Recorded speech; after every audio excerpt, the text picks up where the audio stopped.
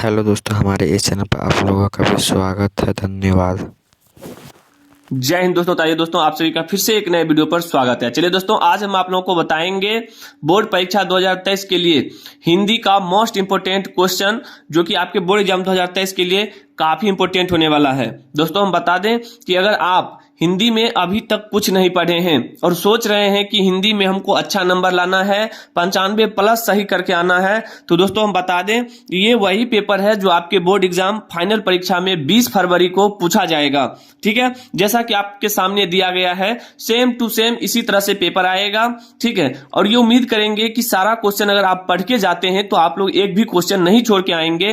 कमजोर से कमजोर स्टूडेंट भी अंतिम के महीनों में ये सारा चीज पढ़ के हिंदी में 95 प्लस अचीव कर सकता है। जैसा कि आपके सामने लिखा हुआ है, हिंदी वार्षिक के लिए है।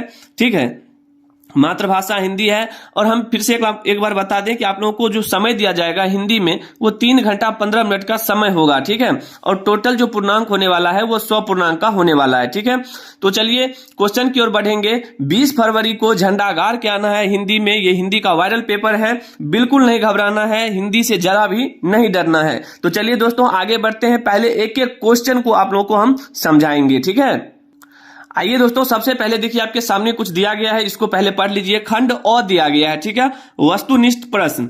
आपको जो है सबसे पहले 100 ऑब्जेक्टिव क्वेश्चन दिया जाएगा, 100 ऑब्जेक्टिव क्वेश्चन, और इसमें से आपको केवल 50 ऑब्जेक्टिव क्वेश्चन को अपने ओएमआर शीट में भरना है। ठीक है, देख सकते हैं कि आपके सामने वही पेपर है जो आपके बोर्ड परीक्षा फाइनल परीक्षा में पूछा जाएगा। ठीक है, इससे बाहर अगर एक भी क्वेश्चन पूछ दे तो आप बोलिएगा कि सर इससे बाहर क्वेश्चन आया था, क्योंकि इसमें सारा वही क्वेश्चन है जो 20 फरवरी को आपके पेपर में पूछा जाएगा। चाहे आपका एग्जाम फर्स्ट सिटिंग में हो या सेकेंड सिटिंग में, बिल्कुल नहीं घबराइए, क्वेश्चन वही रहेगा, सिर्फ इधर का उधर उलट पुलट करके दिया रहता है। ठीक है, तो चलिए सबसे पहले हम बता दें कि जितना भी क्वेश्चन है आप लोग गौर से केवल सुनिए और देखिए। ये सारा क्वेश्चन याद हो जाएगा, क्योंकि ये हिंदी का पेपर है और हिंदी उतना जो है कठिन नहीं होता है। ठीक है, अगर आप लोग एक बार सही ढंग से पढ़ लेते हैं तो हिंदी में इस बार आप लोग 95% कमजोर से कमजोर स्टूडेंट भी फोड़ के आएगा। ठीक है, तो चलिए कम से कम आप लोग 10 से 15 मिनट गौर से सुनिए और देखिए एक एक क्वेश्चन। अगर आप लोगों को जवाब है तो आप लोग कमेंट बॉक्स में कमेंट दे सकते हैं। ठीक है, चलिए सबसे पहला क्वेश्चन है और क्वेश्चन नंबर 1 से श्री गणेश करेंगे। पहला क्वेश्चन है, ईश्वर पेटलीकर कहां के लोकप्रिय कथाकार हैं? 20 फरवरी याद रखिएगा, 20 फरवरी पहले क्वेश्चन बनाएंगे फिर आगे बात करेंगे। पहले क्वेश्चन को देख लीजिए कि कैसा क्वेश्चन आएगा। ईश्वर पेटलीकर कहां के लोकप्रिय कथाकार हैं? तो आप लोगों को याद रखना है गुजरात के कथाकार हैं। कहां के? गुजरात के, ऑप्शन नंबर सी। ठीक है, चलिए अगर आप लोगों को अगर आंसर पता हो तो कमेंट बॉक्स में जरूर कमेंट करिएगा। ठीक है, चलिए धरती कब तक घूमेगी कैसी कहानी है? धरती कब तक घूमेगी कैसी कहानी है? तो आप लोगों को याद रखना है ये सामाजिक कहानी है। ठीक है, ये क्या है? सामाजिक कहानी है, ऑप्शन नंबर डी। देख लीजिए आपका वही पेपर है जो 20 फरवरी को आएगा, बिल्कुल नहीं डरिए, सारा क्वेश्चन पढ़ के जाइए। अगले दिन सीता ने क्या किया? जल्दी से इसका जवाब, अगर आप लोग हिंदी को पढ़े होंगे तो पता होगा, जल्दी से कमेंट बॉक्स में दीजिए, 5 सेकंड का समय देते हैं। अगले दिन सीता ने क्या किया? घर छोड़ दी, रोने लगी, काम करने लगी, बिरजू के पास चली गई। जल्दी से जवाब दीजिए, 5 सेकंड का समय है, जल्दी से। चलिए आप लोगों का समय खत्म हुआ और इसका जो राइट आंसर होगा वो हो जाएगा घर छोड़ दी। अगले दिन जो है सीता क्या कर दी? घर छोड़ दी। ठीक है, चलिए आगे बढ़ते हैं। आइए दोस्तों, 4 नंबर क्वेश्चन है, पापती बेहोश क्यों पड़ी थी? पापती बेहोश क्यों पड़ी थी? काफी इंपोर्टेंट है, आपके बुक का दिया गया है क्वेश्चन। पापती बेहोश क्यों पड़ी थी? तो इसका जो राइट आंसर हो जाएगा तेज बुखार के कारण। तेज बुखार के कारण जो है पापती बेहोश पड़ी थी। ठीक है, चलिए अगला क्वेश्चन है आपके सामने, मंगू कब से पागल है? मंगू कब से पागल है? जल्दी से इसका जवाब दीजिए कमेंट बॉक्स में, मंगू कब से पागल है? इसका जो राइट आंसर हो जाएगा वो हो जाएगा जन्म से। कब से पागल है? जन्म से। ठीक है, अगला क्वेश्चन है, पागलों के अस्पताल में उपद्रवी मरीजों को कैसे रखा जाता था? काफी इंपोर्टेंट है, जल्दी से इसका आंसर दीजिए कमेंट बॉक्स में। और हम देखना चाहते हैं कितने ऐसे स्टूडेंट हैं जो हिंदी की तैयारी कर रहे हैं और बहुत सारे स्टूडेंट जो नहीं किए हैं वो भी ध्यान से देख लें। कमेंट बॉक्स में वही भरेंगे जो हिंदी को पढ़ते होंगे।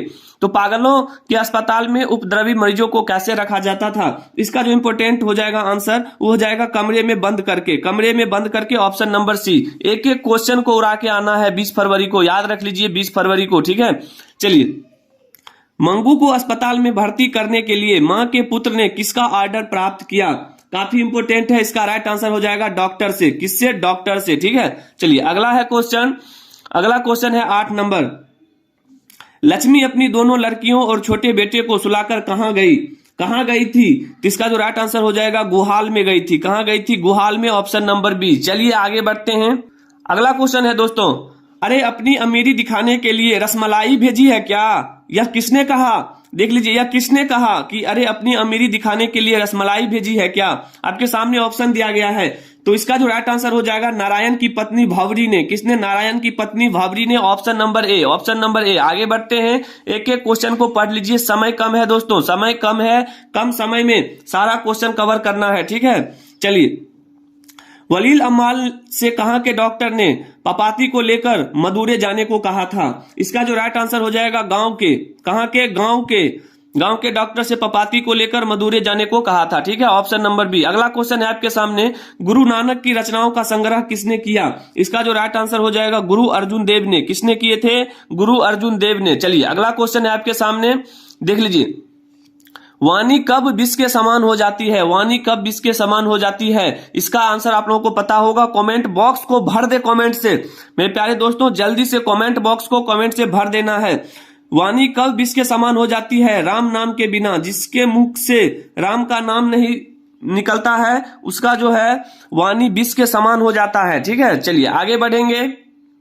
क्वेश्चन नंबर 13 है दोस्तों, कबीर खान किस राजवंश में उत्पन्न हुए थे? कबीर खान किस राजवंश में उत्पन्न हुए थे? आप लोगों को याद रखना है, पठान राजवंश में। किसमें? पठान राजवंश में। ठीक है, चलिए अगला क्वेश्चन है आपके सामने 14 नंबर। बोला गया है प्रीतम नंद किशोर जा दिन ते नैननी लगियो मन पावन चितचोर पटक ओट नहीं करी सको। यह पंक्ति किस कविता से है? यह जो पंक्ति है यह किस कविता से है? इसका राइट आंसर हो जाएगा प्रेम आईनी श्री राधिका। और आप लोग बताइएगा कि प्रेम आईनी श्री राधिका के लेखक कौन हैं, जल्दी से। चलिए आगे बढ़ते हैं। चलिए एक एक क्वेश्चन का ट्रिक हम बता दिए हैं। पाठ और लेखक का नाम ट्रिक से कैसे याद किया जाता है वो हम बता दिए हैं, जाकर देख लीजिए।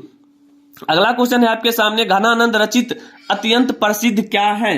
तो इसका जो राइट आंसर हो जाएगा वो हो जाएगा सवैया और घनाक्षरी। क्या हो जाएगा? सवैया और घनाक्षरी।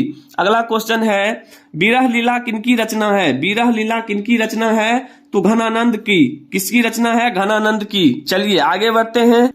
20 फरवरी को याद रखिएगा, 20 फरवरी को एक भी क्वेश्चन छोड़ के नहीं आना है मेरे प्यारे दोस्तों। देखिए अगला क्वेश्चन है कि बद्री नारायण चौधरी प्रेम घन की रचनाएं किस नाम से संग्रहित है? तो इसका जो राइट आंसर हो जाएगा प्रेम घन सर्वस्व। क्या हो जाएगा? प्रेम घन सर्वस्व। अगला क्वेश्चन है आपके सामने, क्वेश्चन नंबर 18। देखिए क्वेश्चन नंबर 18 है, युगबानी किसकी काव्य कीर्ति है? युगबानी किसकी काव्य कीर्ति है? तो इसका जो राइट आंसर हो जाएगा सुमित्रा नंदन पंत की। सुमित्रा नंदन पंत की। चलिए अगला क्वेश्चन है आपके सामने, बोला गया है सुमित्रा नंदन पंत को मानव सौंदर्य ने किस ओर आकृष्ट किया? तो इसका जो राइट आंसर हो जाएगा वो हो जाएगा अध्यात्मवाद की ओर। अध्यात्मवाद की ओर। ठीक है, चलिए अगला क्वेश्चन है आपके सामने 20 नंबर। एक एक क्वेश्चन को पढ़ लें क्योंकि एक एक नंबर ऑब्जेक्टिव में लेना है। सिंहासन खाली करो की जनता है। सिंहासन खाली करो की जनता है किस कविता की पंक्ति है? इसका जो राइट आंसर हो जाएगा जनतंत्र का जन्म। जनतंत्र का जन्म। और आप लोग बताएंगे कि जनतंत्र का जन्म के लेखक कौन हैं। देखते हैं कितने स्टूडेंट को याद है और हिंदी की तैयारी कर रहे हैं। ठीक है, चलिए आगे बढ़ेंगे। क्वेश्चन नंबर 21 है आपके सामने, मैं आप ही चला आता था। मैं आप ही चला आता था किस सर्वनाम का उदाहरण है? इसका जो राइट आंसर हो जाएगा निजवाचक। किस क्या हो जाएगा? निजवाचक। ठीक है, चलिए अगला क्वेश्चन है आपके सामने। एक एक क्वेश्चन को ध्यान से देख लीजिए, पढ़ लीजिए, फिर देखिएगा कि 20 फरवरी को कैसे क्वेश्चन को उड़ाकर आइएगा आप लोग। 30 दिन किस विशेषण का उदाहरण है? 30 दिन किस विशेषण का उदाहरण है? इसका जो राइट आंसर हो जाएगा संख्यावाचक। देखिए 30 दिन, अब देखिए 30 जो है वो संख्या है। ठीक है, चाहे 1 दिन हो 2 दिन हो, किसी भी संख्या के बारे में बोला जाए तो वो हमारा संख्यावाचक हो जाएगा। ठीक है, चलिए अगला क्वेश्चन है आपके सामने, परिजन शब्द में उपसर्ग है। परिजन शब्द में उपसर्ग है तो इसका राइट आंसर हो जाएगा परि। देखिए उपसर्ग उसको बोला जाता है कि शब्द के पहले जो बोलने के बाद उच्चारण निकलता है। जैसे आप बोलिए परि, परि, परि, परिजन है ना, तो परि पहले क्या आता है? परि। उपसर्ग उसको बोलते हैं जो शब्द के पहले आता है। ठीक है, चलिए अगला है आपके सामने, बढ़िया शब्द में प्रत्यय है। बढ़िया शब्द में प्रत्यय है, तो देखिए प्रत्यय बोलते हैं जो शब्द के उच्चारण के अंत में आता है। जैसे बढ़िया, आप बढ़िया बोलिए 2 से 3 बार, बढ़िया बढ़िया बढ़िया। यहाँ देखिए लास्ट में क्या आता है, यहाँ, ठीक है। तो इसीलिए ऑप्शन नंबर डी आपका क्या होगा, राइट आंसर होगा। क्लियर है, चलिए आगे बढ़ेंगे। अगला क्वेश्चन है दोस्तों, भाई बहन शब्द कौन समास है? भाई बहन शब्द कौन समास है? तो इसका जो राइट आंसर हो जाएगा वो हो जाएगा द्वंद्व समास है। क्या है? द्वंद्व समास है, ठीक है। तो चलिए दोस्तों, आज ज्यादा क्वेश्चन नहीं करेंगे क्योंकि वीडियो लंबा हो जाएगा और आप लोगों को देखने में मजा नहीं आएगा, ठीक है। इसलिए हम आप लोगों को छोटा छोटा करके बता रहे हैं ताकि आप लोग 10 से 15 मिनट आप लोग देख सकते हैं सही ढंग से, ठीक है, और आप लोगों को बोरिंग फील ना हो। तो उम्मीद करेंगे कि इस बार आप लोगों का हिंदी में टारगेट 95 प्लस का होना चाहिए। कितना का? 95 प्लस का, क्योंकि ये वही पेपर है जो 20 फरवरी को आप सभी का फाइनल एग्जाम है हिंदी का और पूछा जाएगा। ये सारा क्वेश्चन अगर तैयार करके जाते हैं तो उम्मीद करेंगे इस बार 95 का झंडा गाड़ कर आइएगा, ठीक है।